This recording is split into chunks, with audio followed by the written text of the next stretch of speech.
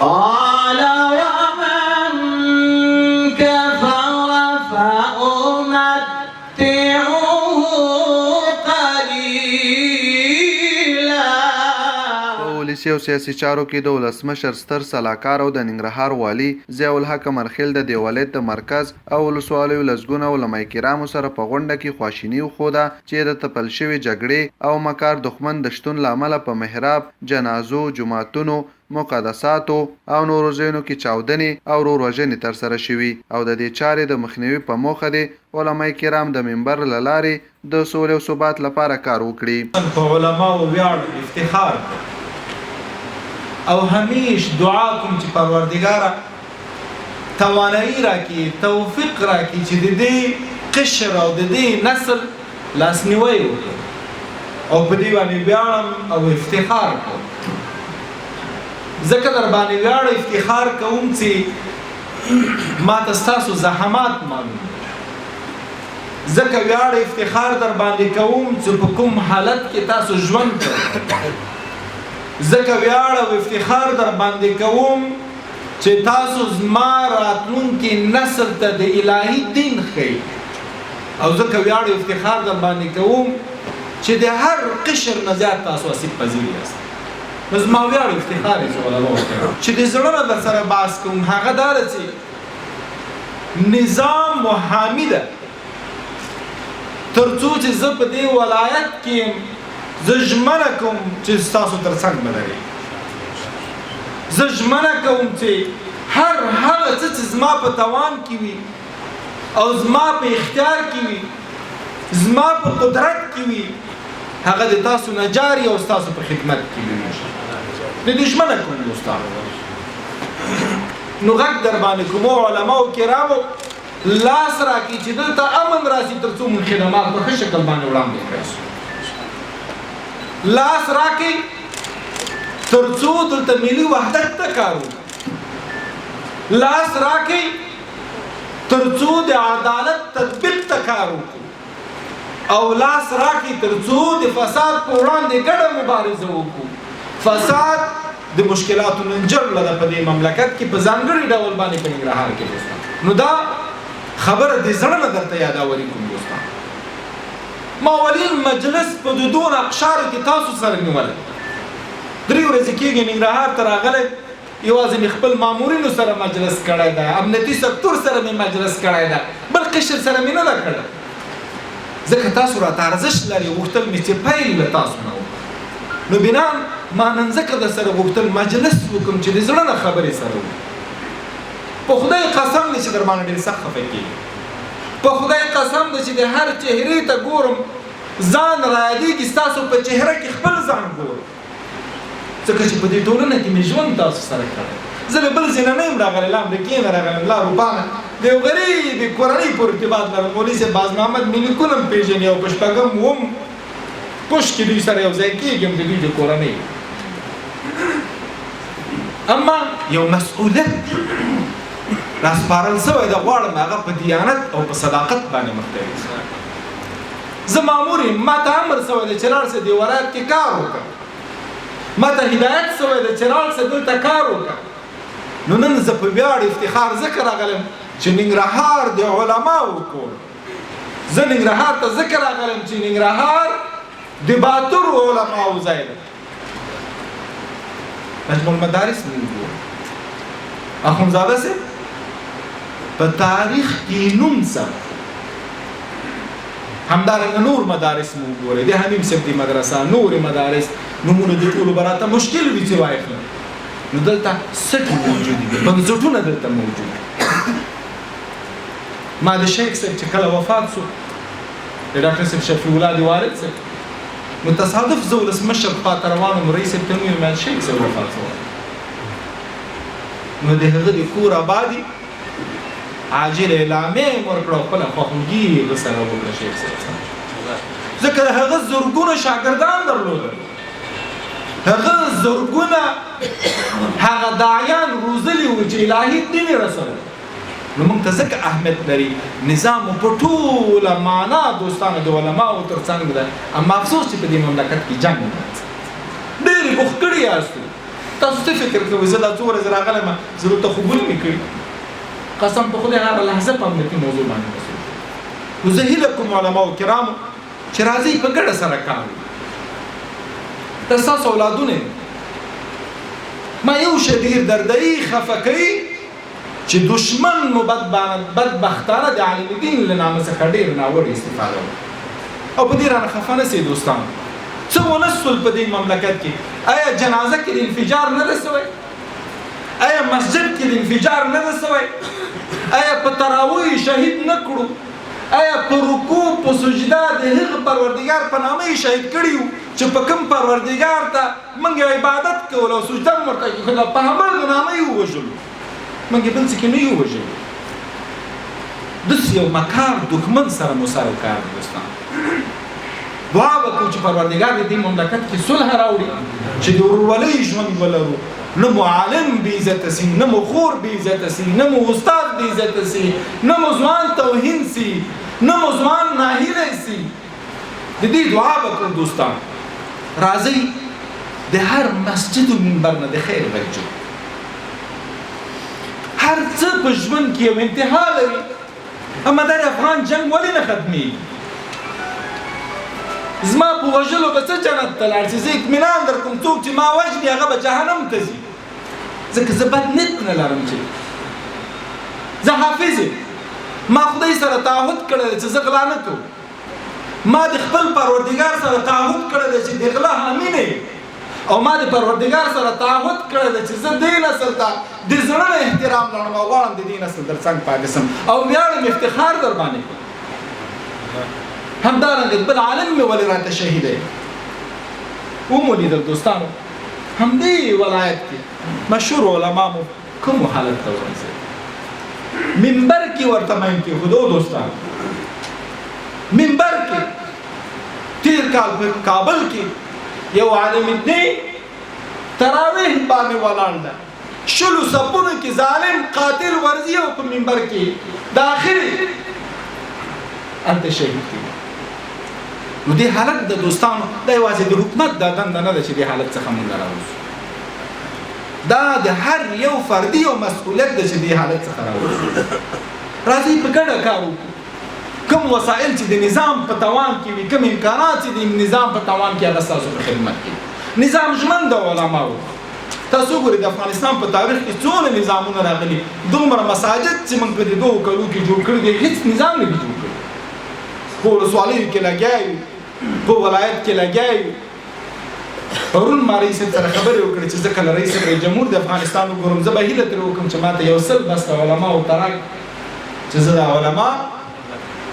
د مهمو مساجد او رسمي کوم ځکه یو مشروع حلال معاش ولري او دا برق فرسي ترڅو هغوی په پښو باندې ودرېږي او انشاءالله دې برخې ته به زه کار د مدارسو برخې ته به انشاءالله توجه وکړم زه به خپل ادارو سره بیرته خبرې وکړم معارف سره وغږېږم حج او اوقاف سره وغږېږم او همدارنګه زما هغه دیني مذهبي برخه چې په معارف کې د هغوی سره خبرې وکړم چې مدارس ته څومره امکانات ژمنه کوم چې د هر ولایت نه به زیات دلته امکانات د علماو په برخه راوړم دا زما دنده اما راځي دا مبارزه سره په ګډه باندې موږ دومره امکانات نه لرو چې درته واضح وغږېږم چې هر مسجد ته زه پولیس ولېږم او مسجد امنیت دې ونیسي لپاره امکانات نه لرم چې هر هدیره کې د یو څوک خښېږي او زه د امنیت پولیس یم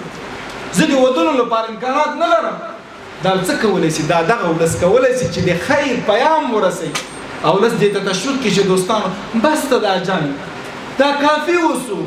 کافي ووژل سو کافي په مختلفو نومونو ووژل سو او دې ولس باندې نو رحم پکار ده او دا ولس دې حالت څخه باید راوځي د صلح لپاره علماو صاحبانو هیله در څخه کوم غږ جوړ د اوربان لپاره غږ جوړ دا اوربان کې څه مشکل ده چې غږی مخالف لوري نه قبلې بار چې وځي راځي اوربان کو افغان وجنه سره باندې په دې کې همکاري ته مو ډیره زیات اړتیا ده دوستانو نظام محامی ده نظام ساسو ترڅنګ ولاړ ما دا 2 ورځې چې خبرې د ننګرهار امنیتیانو سره او ادارې سره کړي ما ورته ویلې چې زما بادار د ننګرهار ولس ته په ځانګړي ډول باندې علما زما باداران ما ته چې هر لارښوونه علما او د ننګرهار ولسو کې هغه به یې زه ځکه په ولسواکۍ کې په ډیموکراسۍ کې او د هغه ترڅنګ په ټاکنو بحث راځي نو دا عبادات د اصلي نو ما ځکه درته د خپلو بادارانو د خپلو مشرانو خطاب وکړ دوستانو ژمن یم په دې برخه کې دوستانو او وخت راته راکړئ انشاءالله په ګډه کار کوو د فساد په خاطر مې ځکه د مبارزې غږ وکړ چې دا ډېره ناولې پدیده ده موږ باندې تپل شوې ده دوستانو اصلاح د نسل وکړي موږ نسو کولی زه به څومره کارمندانو نه خبرېږم چې زما کارمندان په ننګرهار کې څه کوي یا زما چارواکي په ننګرهار کې توصیه ورته وکړي تغییر راوړي نوره نړۍ کې دا بحث نشته یوازې افغانستان کې د دوستانو د کورونا بحث راځي فساد کې د سیلاو راځي په سیلاو کې فساد کو زلزله کېږي د زلزلې په کومک کې فساد کو مکتب ته مواد لیږو په دې کې فساد کو ګمرک کې مې کېږي بل ځای کې مې کېږي یوازې ننګرهار بحث نه کوم په ټول افغانستان کې دا بحث دا ځکه چې د انقلاب د جنګ د بدبختۍ د ورانۍ موږ نه اخلاقي بحث لري او مکلفیتونه یې لرې کړه سپین سترګې یې کړو زه هیلهمند یم دوستانو چې علما کرام په دې برخه کې د منبر څخه د مسجد څخه د فساد په وړاندې د ملي یووالي ته کار وکړي یو بل ومنو او ننګرهار بهترین مرکز د ملي یووالي کوم ارقام چې زه لرم اوس عملاً د 11 ولایتو وګړي دلته اوسي کار کوي روزګار کوي اما د دې لپاره چې دشمن پرېنو د دوستانو چې په منځ کې نور اختلاف پیدا کړي د سني او د شیعه هم وژني په یو نامه په بل نامه او یوازې فروعات بانه کې زما وژلو لپاره بانه جوړوي اصول دي ټول یو دي دوستانو او زه ویاړم چې دلته داسې علما موجود دي چې دې لاره کې مبارزه کوي انشاءالله د مدارسو په تحفظ کې او همدارنګه هغه امکانات نظام او دولت سره دي او همدارنګه هر هغه چې زما په توان کې دي زه ژمنه کوم زه وعده کوم چې انشاءالله هغه به زه نه درېږم په دې برخه کې به زه رسیدګي درته کوم او ستاسو لاسنیوی پر ما واجب دي دوستان ستاسو ترڅنګ درېدل زه په ویاړ افتخار ستاسو ترڅنګ درېږم زه په ویاړ او افتخار خپل ځان د تاسو له جملې څخه ګڼم ځکه زه مدرسې ته تللی بیا مې عصري علوم لوستلي او هغه زما په ژوند کې د ټولو نه ښه خاطره ده چې کله زه مدرسې ته تللی اروپا ته لاړم درس مې ویلی په مختلفو ممالکو کې مې کار وکړ خو زه هرګز هغه د مدرسې خوند نه یم هغې باندې زه ویاړم افتخار کوم دلته مې استاد حمیم صاحب زما استاد ده راته درس ویلی ویاړم رنګ یې راباندې کړی نو زه تاسو نه خپل ځان جلا نه ګڼم اما ما خپل وګڼئ ما د دې قشر یو حامي وګڼئ لاس راکړئ چې ننګرهار سره په ګډه جوړ کړو دوستان لاس راکړئ چې د ننګرهار امنیت کړو لاس راکړئ چې انرژي مې په جنګ مصرف نه سي په جوړولو مصرف سي او لاس راکړئ چې ملي وحدت دلته قایم کړو او لاس راکړئ د خپلو مشرانو علماو سپینګیرو ځوانانو لاسنیوی وکړو د دې په ځای باندې چې دوی موږ ناهیلي او ناامیده زه هیله کوم د ننګرهار په امنیت کې رول لاسره ولوبوئ ننګرهار امنیت سره په کلک کړو او نواحیو کې او همدارنګه ولسوالیو کې امنیت هغه وخت راځي چې ذهن مو امنیت ته برابر د امنیت مفکوره ولرو د یو د بللو مفکوره ولرو او زموږ دین د زغم دین دی د تحمل دین دی د منلو دین دی د احترام دین دی نه د تقابل دین دی نه د رټلو دین دی او نه همدارنګه د توهین او د تحقیر دین دی بلکې د احترام دین دی او دا پیغام ټولو ته ورسو چې په دغه شکل باندې موږ تاسو سره مخ ته تللی سو نو هر هغه کار چې زما په توان کې علماو کرامو هیله درڅخه کوم چې په خپلو شاګردانو باندې دا غږ وکړي ځوانان دي ځینې وخت کې ځینې مشکلات موضوعات مطرح کوي هغه د افغانستان د خیر باندې